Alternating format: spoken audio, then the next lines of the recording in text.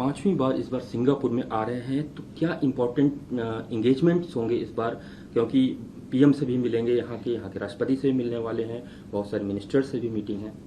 ये बहुत महत्वपूर्ण विजिट है बिकॉज ये प्रधानमंत्री नरेंद्र मोदी जी की थर्ड टर्म के बहुत अर्ली ऑन विजिट हो रही है। यहाँ उनके काउंटर पार्ट प्रधानमंत्री लॉरेंस वोंग से मिलेंगे, राष्ट्रपति जी से मिलेंगे और दो पूर्व प्रधानमंत्री ली सिएन लूंग और गो चोक तोंग दोनों से मिलेंगे। एक बिजनेस इंटरैक्शन भी है, जो यहाँ के जो सीईओज है इम्पोर्टेंट कंपनीज के जो इंडिया में निवेश कर रहे हैं उनके साथ भी एक इंटरैक्शन है। ये ट्रेड एंड इन्वेस्टमेंट तो है ही, ये हमारा सिंगापुर के साथ एक बहुत ही अहम एस्पेक्ट है रिलेशनशिप का। बट हमें अब नेक्स्ट डेकेड में रिलेशनशिप कंटेम्प्रेरी टाइम्स से मैच करनी है। इसलिए जो नए उभरते सेक्टर्स है, जैसे एडवांस मैन्युफैक्चरिंग हो गया, कनेक्टिविटी हो गई, ग्रीन ग्रोथ हो गया, स्किल्स हो गया, इस विषय पे अधिक भर होगा इस बार विजिट में, बातचीत में। और उसी में हम देख रहे हैं कि अग्रीमेंट्स और आउटकम्स उसी सेक्टर्स में जैसे अगर निकल सकते हैं। एशियन कंट्रीज़ की बात की जाए तो सिंगापुर हमारा लार्जेस्ट पार्टनर है, बिजनेस पार्टनर या ट्रेड पार्टनर कह सकते हैं।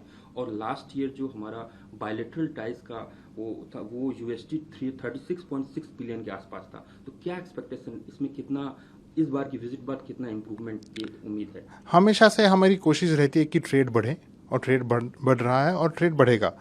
इसके साथ साथ हमारी ये भी कोशिश है कि इन्वेस्टमेंट भी बढ़े, इन्वेस्टमेंट भी बढ़ रही है और हमें पूरी उम्मीद है कि विजिट के बाद इन्वेस्टमेंट एंड ट्रेड को एक बड़ा बूस्ट मिलेगा, ना ही सिंगापुर से बट पूरे रीजन में, बिकॉज सिंगापुर आसियान का एक इम्पॉर्टेंट हिस्सा है और हमारी एंगेजमेंट आसियान में सिंगापुर की वजह से काफ़ी बढ़ी है। हम इस विजिट से क्या टेकअवेज लेके जाएंगे, क्योंकि एक्ट ईस्ट पॉलिसी और इंडिया स्पेसिफिक विजन के तौर पे एक बहुत बड़ा रोल प्ले करता है सिंगापुर।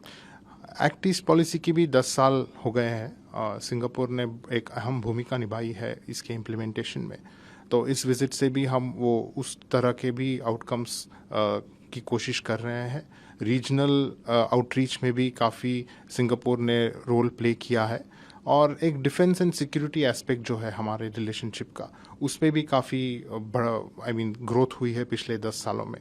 तो रीजन की बात की जाए तो आसियान में भी हमारी एंगेजमेंट काफ़ी बढ़ी है। हम अगर बात करें स्ट्रेटजिक पार्टनरशिप को लेकर, एडवांसमेंट को लेकर, न्यू टेक्नोलॉजीज़ को लेकर, मैन्युफैक्चरिंग को लेकर, उस हिसाब से ये विजिट कितना इम्पोर्टेंट होगा और किस तरह से हमारे बायलैटरल रिलेशंस और भी मजबूत होंगे? ये उस दृष्टिकोण से काफ़ी महत्वपूर्ण विजिट है।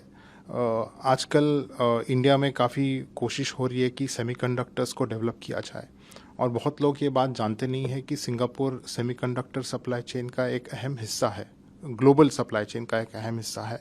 यहाँ काफ़ी सारे सेमीकंडक्टर क्लस्टर्स डेवलप किए गए हैं।